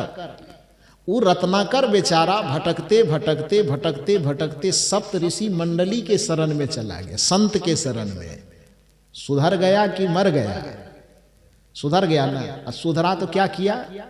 उल्टा नाम जपत जग जाना, वाल्मीकि भय ब्रह्म समाना। गुरु के शरण में आकर के जो व्यक्ति सुधर जाता है, वो सुधर करके केवल इंसान ही नहीं बनता है, वो ब्रह्म के समान भगवान बन जाता है। बनता है कि नहीं बनता है? कैठो भगवान आदमी को सुधारा है? एक लिस्ट बना के दिखाइए तो।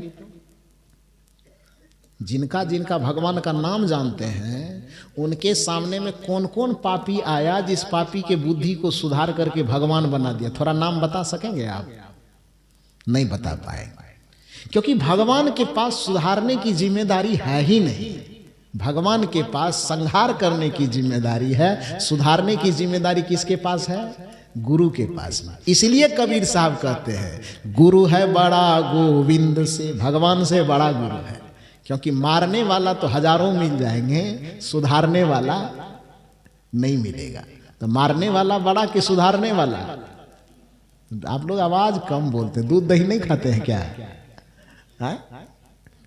दूध दही नहीं खाते हैं? खाते हैं। तो खाते हैं तो आवाज इतनी कमजोर कैसे है? थोड़ा जोर से बोले। सब बड़ा यदि तुलना किया जाएगा तो मारने वाला बड़ा होगा कि सुधारने वाला बड़ा होगा? सुधारने वाला बड़ा होगा। और सुधारता कौन है? गुरु। इसलिए कबीर साहब कहते हैं जरा सा विचार करके देखोगे तो पता चलेगा कि गुरु है बड़ा गोविंद से। गोविंद से बड़ा है कौन? गुरु। क्यों बड़े हैं भाई? तो मन में देख विचार, जरा सा मन में विचार करके देखो तो अपने आप पता चल जाएगा। हरि सिर जय तो बार बार, यदि भगवान सिरज देगा तो बार बार तुम आवागमन के चक्र में आओगे भी जाओगे भी, लेकिन एक बार गुरु के शरण में आकर के तुम्हारी चेतना सुधर गई तो एक ही धक्का में आवागमन के चक्र को पार कर जाओगे। इसलिए गुरु का दर्जा भगवान के दर्जे से बड़ा माना जाता है। बात समझ में आई? तो आ गई। कहने का ये अभिप्राय है कि पूरी सनातन संस्कृति, भारतीय संस्कृति जो वेद से लेकर के उपनिषद तक का विकास हुआ है, संतों की परंपरा को जब आप पढ़ेंगे, वो तो समय नहीं है यहाँ पर, ठंडी का मौसम है, लेकिन आप लोग इतना बढ़िया से बैठे हैं कि मुझे बोलने का मन कर रहा है। हम तो सोचे थे कि 10 मिनट बोल के चले आए, लेकिन आप तो ज्यादा बोल दिए। अब बंद कर दिया जाए? हाँ, और थोड़ा बोला जाए।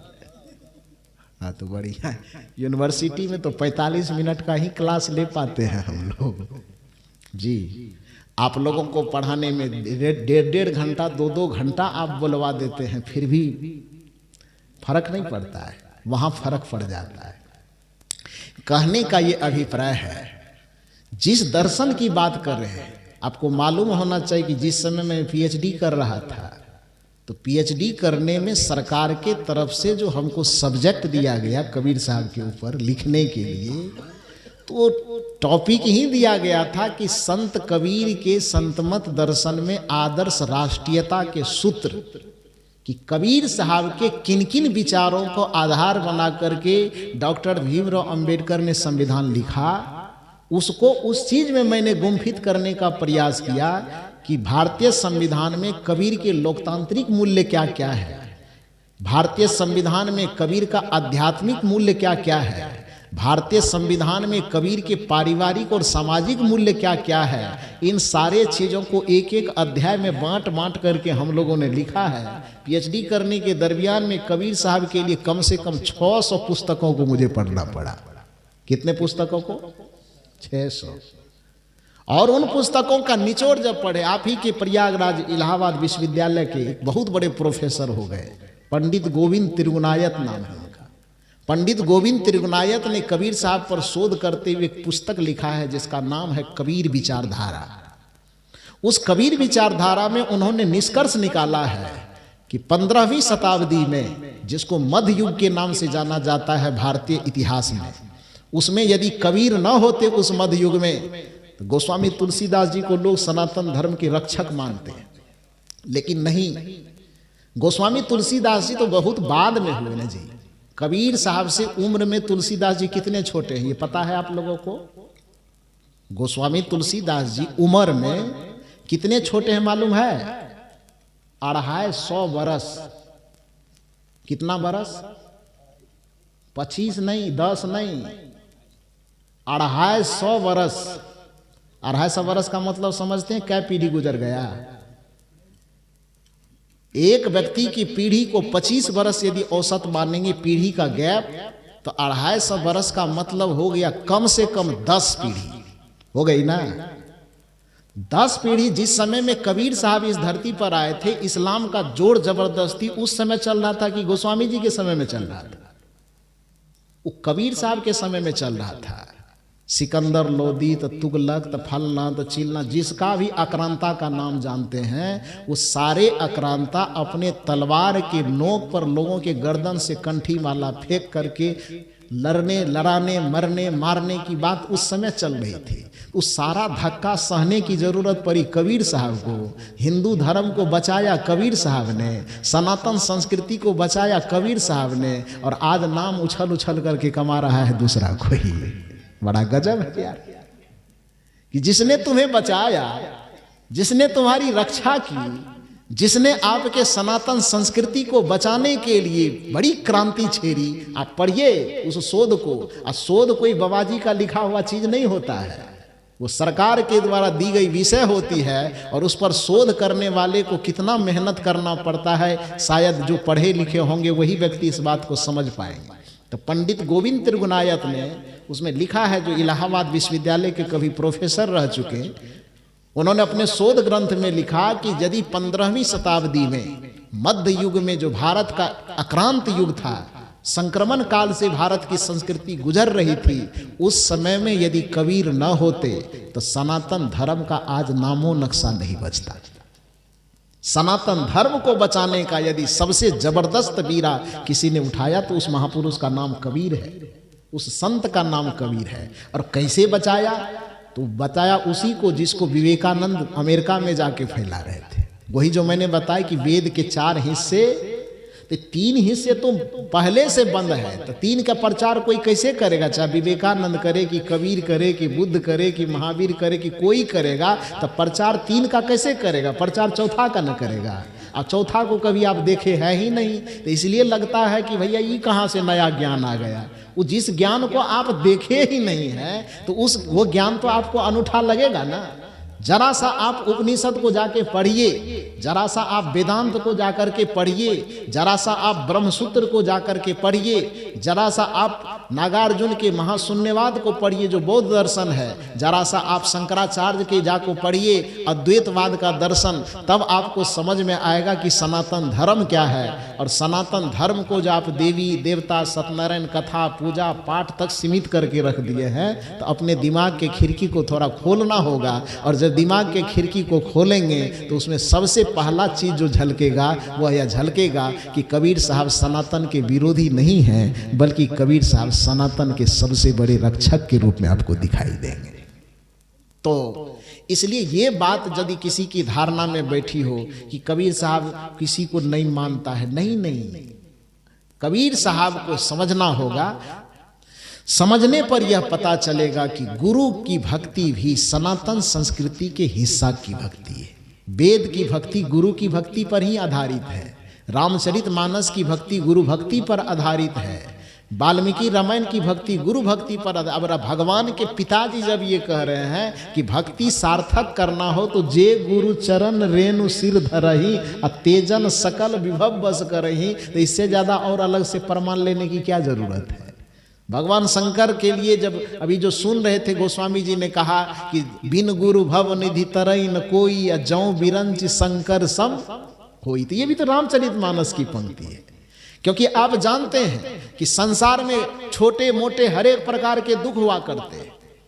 माथा दर्द किसी का है, पेट दर्द किसी का है, किसी का लड़ाई है, किसी का झगड़ा है, किसी का पति पत्नी का विवाद है। तो ये छोटे मोटे दुख तकलीफ बहुत हुआ करते हैं। गोस्वामी तुलसीदास जी जिस समय हुए, उस समय संसार के लोग जब गोस्वामी जी के प्रभाव से प्रभावित हुए तो गोस्वामी जी के पास दौड़े दौड़े जाते थे। छोटा मोटा कोई भी दुख हो गोस्वामी जी को सुनाते थे, गोस्वामी जी आप कुछ दया कीजिए, दुख दूर हो जाए। गोस्वामी जी तो चूंकि राम जी को इष्ट मानते थे, तो इसलिए गोस्वामी जी के पास कोई समस्या लेके जाए कि हम बहुत गरीब हैं, हमारी गरीबी को दूर कर दीजिए, आशीर्वाद देके, तो गोस्वामी जी कहते थे तेरा राम जी करेंगे बेड़ा पार, उदास मन काहे को करे। तुम्हारा राम जी बेड़ा पार कर देंगे, जाओ, राम जी की कृपा से दया से सब ठीक हो जाएगा। ये आशीर्वाद देकर के भेज देते थे। लोग संतुष्ट होकर अपने घर आ जाते थे। फिर कोई दूसरा आदमी कोई और तकलीफ लेके गया कि हमारे बच्चे की नौकरी नहीं लग रही है, गोस्वामी जी कृपा कीजिए। गोस्वामी जी कहते बस चिंता मत करो, तेरा राम जी करेंगे बेड़ा पार, उदास मन काहे को करे। बस ये फार्मूला, फिर लोग चले जाए। मैंने कोई आदमी किसी भी प्रकार की तकलीफ लेके आ जाए, गोस्वामी जी बस यही फार्मूला सबको कहते चले जाते। संजोग की बात, हमारे श्री अनुभव साहब जी के प्रवचन को सुन करके इब्राहिमपुर का एक आदमी गया गोस्वामी जी के पास। अब हमारे प्रधान जी गए होंगे, वही गए होंगे हमको लगता है। तो प्रधान साहब चले गए गोस्वामी जी के पास। उन्होंने कहा गोस्वामी जी हम अनुभव बाबा के प्रवचन सुन करके आए हैं, हम भी एक दुख से बड़े दुखी हैं, वो दुख कैसे दूर हो। गोस्वामी जी को लगा धूप 75 आदमी तो यही दुख लेके आया, सबको एक टेबलेट दिए, तेरा राम जी करेंगे बेरा पार, अब उदास मन काहे को करे। तो प्रधान जी भी आया होगा ऐसा ही दुख लेकर के, तो इसको भी यही टेबलेट पकड़ा देंगे, काम चल जाएगा।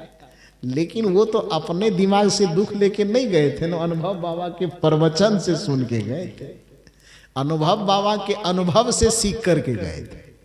उन्होंने कहा गोस्वामी जी दुख मेरे पास भी है, लेकिन वह दुख बच्चे की नौकरी न लगने का दुख नहीं है, पत्नी से झगड़ा का दुख नहीं, पेट दर्द माथा दर्द का दुख नहीं है। वो दुख कौन सा है?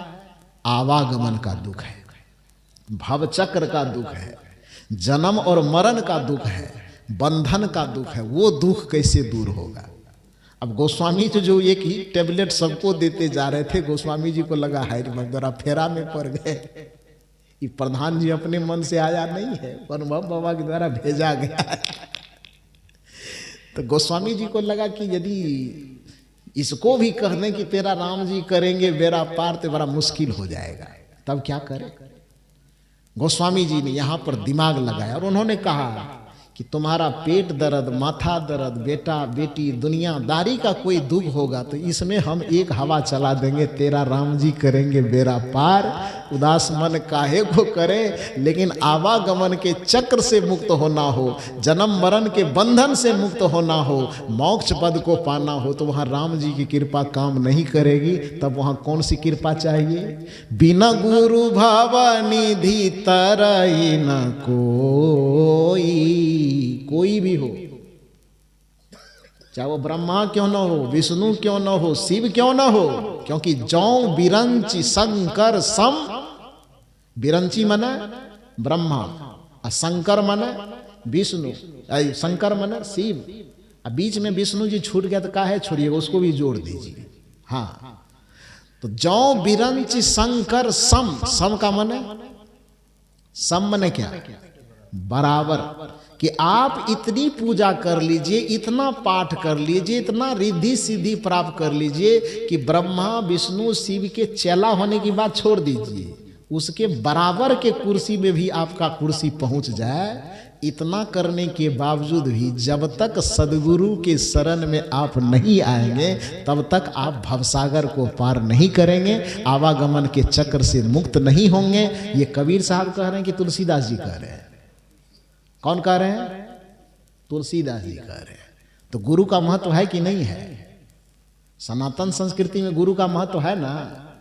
चाहे आप वेद से मानो कि रामायण से मानो कि गीता से मानो कि दुनिया के किसी शास्त्र से मानो, और कोई नहीं मानना तो हनुमान जी से मान लो, नहीं तो गदा से चूड़ देगा वो। श्री गुरु चरण सरोज रज निज मन मुकुर सुधार, वरनौ रघुवर विमल जसु जो दायकु फल चार। कौन कौन फल?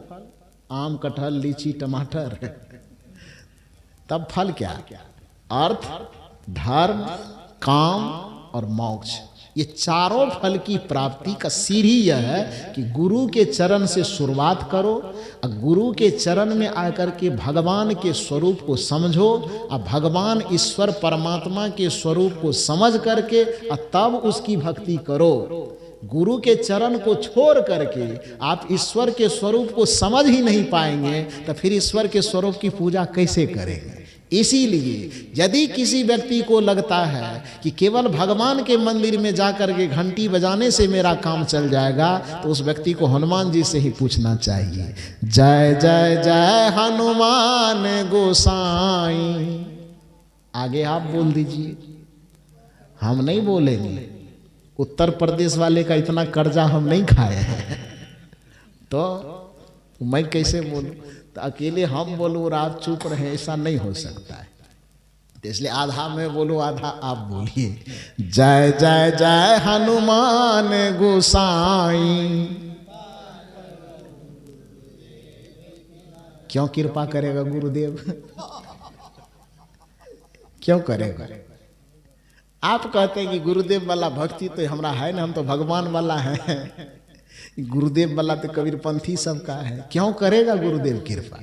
हनुमान जी कहते भैया ऐसा है कि मेरा कृपा एक तरफ और गुरु जी की कृपा एक तरफ, और यदि दोनों तरफ का मुहर नहीं लगेगा तो तुम्हारी कृपा फेल कर जाएगी, करेगी ना।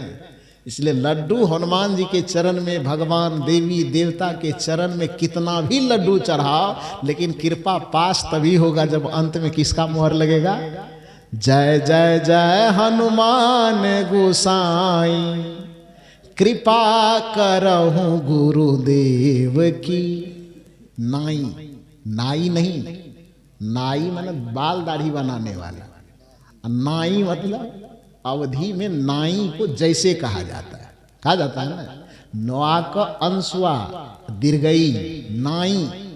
संस्कृत में जिसको यथा बोलते हैं उसी को हिंदी में जैसे बोलते हैं, और उसी बात को अवधी भाषा में नाई बोलते हैं ना।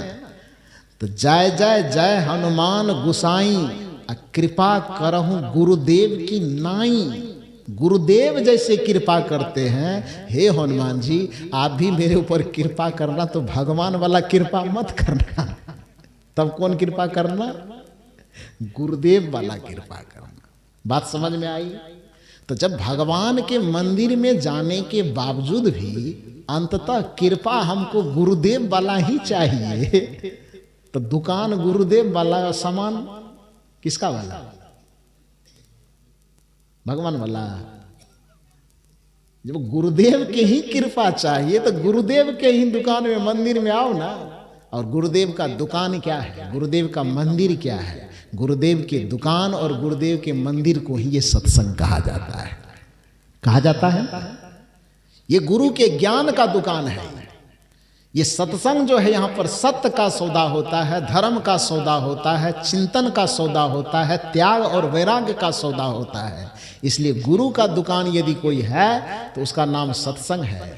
गुरु का मंदिर यदि कोई है तो उसका नाम सत्संग है। तो अंत में जब आपको कृपा गुरुदेव की नाई ही चाहिए, तो मंदिर में जाना न जाना वो आपकी मर्जी है, लेकिन आप गुरुदेव के चरण में आकर के अपने मन मुकुर का सुधार कीजिए। और जब मन मुकुर सुधर गया तो राम जी ने स्वयं प्रतिज्ञा की है कि नीरमाल माना जाना सो मोहि पावा, मोहि कपट छल छिद्र न भावा। यही बात कबीर साहब कह रहे थे, मिर्ची क्यों लग रही है? राम जी ने कहा निर्मल मन जन सो मोहि पावा, मोहि कपट छल छिद्र न भावा। कबीर साहब यही डंके के चोट पर कह दिए कि कबीरा मन निर्मल भया जैसे गंगा नीर। तो पीछे पीछे हरि फिरे, सब भगवान पीछे पीछे घूमेगा। तुलसीदास जी कह रहे हैं कि निर्मल मन जन सो मोहि पावा, यानी जिसका मन निर्मल हो जाएगा वो भगवान को आसानी से प्राप्त कर लेगा। और कबीर साहब कह रहे हैं कि कबीरा मन निर्मल भया जैसे गंगा नीर, अब पीछे पीछे भगवान फिरे कहत कबीर कबीर। तो कबीर साहब उठपटांग कह रहे हैं। हाँ? ये तुलसीदास जी के चिंतन से रामचरितमानस के चिंतन में और कबीर साहब के चिंतन में क्या अंतर आ रहा है? जो एक आपको सनातन धर्म वाला लग रहा है और दूसरा आपको सनातन धर्म का विरोधी लग रहा है। कैसे भाई? बात को समझिए। वस्तुतः सदगुरु कबीर साहब सनातन के एक चमकते सूरज हैं, जो सनातन के विरोधी नहीं बल्कि सनातन के संरक्षक हैं। ज़्यादा न कहते हुए मूल रूप से हमारे परम पूज्य श्री अनुभव साहब जी बड़ी सुंदर बात कहे कि सदगुरु कबीर साहब की परंपरा में जो गुरु को महत्व दिया जाता है, वस्तुतः ये केवल कबीरपंथियों की धारणा नहीं है, बल्कि सनातन संस्कृति में वैदिक ज्ञान से लेकर के अभी तक के जितने ज्ञान के स्रोत को खंगालेंगे आप, तो उसमें गुरु का महत्व ज़्यादा है। इसलिए जो गुरु ज्ञान से जुड़ा हुआ ग्रंथ है उसको हम उपनिषद ग्रंथ कहते हैं। और उपनिषद का अर्थ ही होता उप मन समीप और निषद मन बैठना, अर्थात गुरु के समीप बैठ करके जिस ज्ञान को सीखा जा सके उसको उपनिषद ज्ञान कहते हैं। और कबीर साहब जो ज्ञान आपको दे रहे हैं वो वेद के 3 हिस्से का ज्ञान नहीं है। कबीर साहब का ज्ञान वेद के 3 हिस्से का ज्ञान नहीं है। कौन कौन हिस्से? संहिता भाग, ब्राह्मण भाग और अननक भाग से कबीर साहब को कुछ लेना देना नहीं है। कबीर साहब के दर्शन और चिंतन को लेना देना है किस ज्ञान से? वेद के चौथे भाग से। वेद का चौथा भाग वेदांत कहलाता है, उपनिषद का सार वेदांत कहलाता है। जिस गीता की बात वो कर रहे वह भी उपनिषद का ही एक हिस्सा है, वह भी वेदांत का ही एक हिस्सा है। तो कबीर के दर्शन को तब तक आप नहीं समझेंगे जब तक आप वेदांत की भाषा नहीं समझेंगे। कबीर के ज्ञान को तब तक आप नहीं समझेंगे जब तक आप उपनिषद से अवगत नहीं होंगे। इसलिए कबीर साहब का जो ज्ञान है वो वेद और वैदिक संस्कृति से अलग नहीं है, बल्कि वेद और वैदिक संस्कृति का समर्थन करते हुए कबीर साहब के जो आत्म अनुभव से जो बातें निकली वही आप तक हम तक पहुंचाई गई है। लेकिन धर्म के नाम पर धंधा करने वाले कुछ लोग कबीर के नाम से इतने अफवाह फैलाए, इतना अनर्गल प्रलाप किया कि आम जनता के दिमाग में ये बात बैठ गई कि कबीर साहब कुछो नहीं देवी माने छे, न देवता मानता है, न भगवान मानता है, न भगवती मानता है, न पूजा मानता है, न पाठ मानता है। ये गलत धारणा है, ये गलत अफवाह है। वस्तुतः कबीर साहब सब चीज को मानते हैं, लेकिन किसी चीज को मानने से पहले वो जानने की सलाह जरूर देते हैं कि मानो सब कुछ, लेकिन पहले उसकी वास्तविकता को जान लो, और वास्तविकता जानने के बाद यदि उचित लगे तो मान लो, और उचित नहीं लगे तो छोड़ दो। कबीर साहब का जो दार्शनिक पंक्ति है वह यही पंक्ति है कि साधु ऐसा चाहिए जैसा सूप सुभाए, सार सार को गही रहे, अथोथा दे उड़ाए। जहां से अच्छी बात मिले, सार बात मिले, ज्ञान की बात मिले, उचित बात मिले, उसको ग्रहण कर लो। और जहां पर गलत बात मिले, अनुचित बात मिले, अनीतिपूर्वक बात मिले, उन बातों को क्या करो? छोड़ दो। यही तो कबीर साहब करना चाहते हैं। तो सनातन संस्कृति का सबसे अद्भुत ज्ञान, अद्भुत तथ्य यह है कि सनातन संस्कृति भगवान की पूजा बाद में करने के लिए बताते हैं, पहले वह गुरु की पूजा करने के लिए बताते हैं। क्योंकि उनकी भी मान्यता है कि सगुण रूप में तीन देव ही मुख्य रूप है, मातृदेवो भवः, पितृदेवो भवः और आचार्य देवो भवः। चौथा में अतिथि देवो भवः। राम जी ने यही बताया, प्रात काल उठ के रघुनाथा, मात पिता गुरु ना वही माथा। यही ज्ञान हम सदगुरु कबीर साहब के परंपरा वाले भी देते हैं। भूल कर कुसंग में जाया न कीजिए, अश्लील ग्रंथ गाना, अश्लील ग्रंथ गाना गाया न कीजिए, भूल कर कुसंग में जाया न कीजिए। ये बड़ा प्रचलित भजन है। इस भजन की एक कड़ी आती है, जिनसे जन्म मिला फिर सद्ज्ञान जो दिए। ध्यान दीजिए पंक्ति पर, जिनसे जन्म मिला, तो किनसे जन्म मिला? माता से और पिता से। जिनसे जन्म मिला फिर सद्ज्ञान जो दिए। सद्ज्ञान कौन दिए? गुरु। तो माता पिता से जन्म मिला, और सद्ज्ञान और सद्भक्ति की युक्ति किससे मिली? गुरु से मिली। तीन का नाम आया ना। जिनसे जन्म मिला फिर सद्ज्ञान जो दिए, जिनसे जन्म मिला फिर सद्ज्ञान जो दिए, उन माता पिता गुरु को भुलाया न कीजिए, भूल कर कुसंग में जाया न कीजिए। अश्लील ग्रंथ गाना, अश्लील ग्रंथ गाना गाया न कीजिए, भूल कर कुसंग में जाया न कीजिए। भूल कर कुसंग में मत जाइए, और जिनसे जन्म मिला है और जिसने सद्ज्ञान दिया है उस माता पिता और गुरु को कभी भुलाया न कीजिए। यही कबीर का दर्शन है, यही राम का दर्शन है। वस्तुतः यही सनातन का दर्शन है और सनातन संस्कृति सनातन दर्शन के अनुसार ही कबीर के ज्ञान और चिंतन दर्शन है। इसलिए कबीर साहब को समझिए और कबीर साहब के प्रति आपके दिल दिमाग में कहीं से कोई अफवाह भरी पड़ी है, कहीं से कोई उल्टी सीधी बात दिमाग में घर करवा दिया गया है, तो मैं 2 दिन तक हूँ, झाड़ू बुहारू लगा करके कोशिश करूँगा कि वो कूड़ा कचरा आपके दिमाग से निकाल दिया जाए और कबीर साहब का झंडा आपके दिमाग में लहरा करके मैं चला जाऊँ। यही मेरी अभिलाषा है।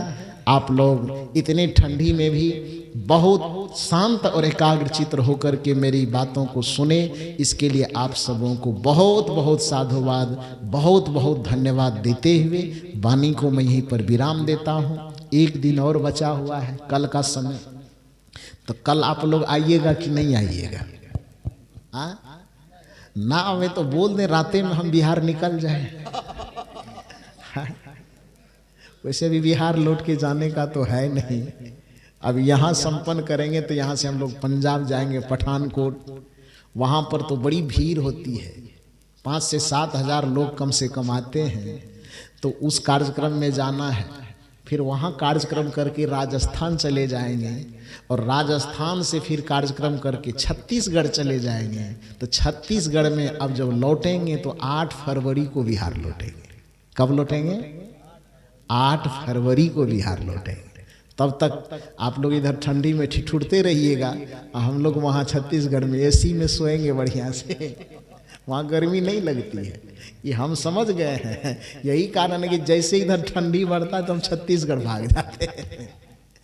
ठंडी के समय का कार्यक्रम हम छत्तीसगढ़ में ही देते हैं, क्योंकि वहाँ ठंडी नहीं लगती, चादर वगैरह ओढ़ना बड़ा मुश्किल हो जाता है। मंच पर जब तक कूलर नहीं लगाएगा तो प्रवचन करने में पसीना छूटता है।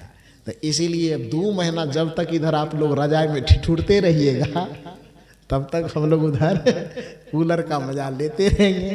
फिर इधर ठंडी खत्म होगी और छत्तीसगढ़ छोड़ करके बिहार यूपी आ जाएंगे। फिर कुछ दिन के बाद आपके आगरा में, हाथरस के पास और सब जगह कार्यक्रम है। 365 दिन का जो वर्ष होता है उसमें हम लोगों का जीवन इतना व्यस्त होता है कि लगभग 300 सवा 300 दिन तक पूरे देश में घूम घूम करके कार्यक्रम होते रहता है। उसी के दरमियान हमारे आदरणीय ब्रजेश बाबू और उनके साथी लोग मेरे कुछ प्रवचन को YouTube पर सुने होंगे और उसी के मार्फत से संजोग बना। ये तो बता रहे थे कि उनका सुनते थे। ये बड़े प्रिंसिपल आदमी है। जैसे सब विद्यार्थी में से प्रिंसिपल चुनाव करता है ना कि इसको फर्स्ट डिवीजन दे, सेकेंड दे, थर्ड दे, तो उसी तरह से प्रवचन करने वाले जितने विद्यार्थी थे उसमें से मेरा सिलेक्शन फर्स्ट डिवीजन में किया इन्होंने। तो उसके बाद कार्यक्रम आपके बीच में तो उसके बाद आप लोगों के बीच में मुझे बुलाया। तो पहले तो मैंने कहा कि इस धरती पर आने के लिए मैं कितने दिन से सपना देख रहा था, 20 साल से लगभग गुजरना होता था, लेकिन आने का मौका नहीं लगता था। आप लोगों को इसलिए भी मैं साधुवाद दूंगा क्योंकि जिस धरती पर आने के लिए मैं 20 वर्ष से सपना देख रहा था, उस धरती पर आपने आने का मौका दिया। इसके लिए आपको बहुत बहुत साधुवाद देता हूँ। और कल पुनः आइए और एक नई विषय, एक नई चर्चा लेकर के हम लोग फिर बैठेंगे और खुले दिमाग से। ना आपको हमें महात्मा मानने की जरूरत है और न आपको हम श्रोता मानते हैं।